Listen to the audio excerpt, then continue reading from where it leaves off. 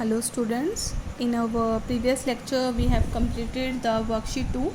Today we will start the worksheet 3 of chapter 3, starting from the question 1. Express the following decimal as a rational number in standard form.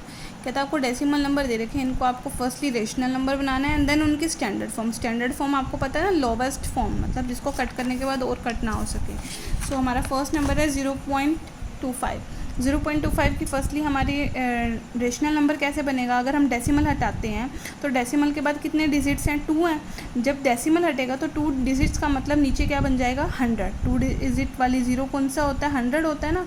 तो decimal हटाते ही number सिर्फ 25 बच जाएगा, क्योंकि आगे वाले zero की कोई वैल्यू नहीं है, और नीचे क्या हो जाएगा 100, क्योंकि डेसिमल के बाद 2 ही डिजिट्स हैं. अगर डेसिमल के बाद 3 डिजिट होती तो 1000 आ जाता, 4 डिजिट होती तो 10,000 आ जाता. क्लियर. एंड देन जब आप इसको कट करोगे तो 25 की टेबल में कट रहा है, 25 1 25, 25 4 100, so 1/4 is the answer. Similarly you can do the other parts of sum 1. Next, add the following decimal. आप इसको क्लियरली ऐड कर सकते हो, सिंपल एडिशन है. आपने ये क्लास 5 में भी किया हुआ है. बस इतना ध्यान रखना है इनको राइट करते टाइम आप, कि जब भी आप इनको राइट करोगे firstly make them the like decimal. Like decimals आपको याद है, लाइक डेसिमल्स क्या होते थे आपके, कि डेसिमल के बाद सेम नंबर ऑफ डिजिट्स होने चाहिए. अब इनके डेसिमल के बाद सेम नंबर ऑफ डिजिट्स नहीं है, तो फर्स्टली आप इनको वो बना दो, ये बन जाएगा. अब देखो डेसिमल के बाद मैक्सिमम डिजिट्स कितनी है, 1 है, यहाँ 2 है, यहाँ 3 है, तो मैक्सिमम डिजिट्स कितनी है डेसिमल के बाद, 3 है. मतलब हर एक नंबर में डेसिमल के बाद 3 डिजिट्स होनी चाहिए. और डेसिमल के बाद हम कौन सी एक्स्ट्रा डिजिट पुट कर सकते हैं, ओनली 0.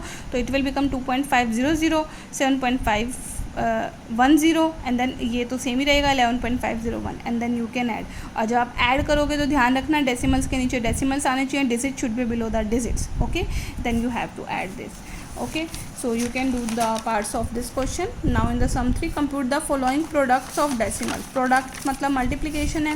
मल्टीप्लिकेशन भी हमने क्लास 5 में किया था डेसिमल नंबर के केस में. 2.9 मल्टीप्लाई 3.5 आपको बताया था मैंने वहाँ पर भी, कि कभी भी कोई 2 नंबर को 3 नंबर को हम डेसिमल नंबर्स हैं और उनकी हमें प्रोडक्ट करनी है, उनकी हमें मल्टीप्लिकेशन करनी है, तो फर्स्टली आप उन नंबर को ऐसे मल्टीप्लाई कीजिए जैसे वहाँ पर डेसिमल है ही नहीं.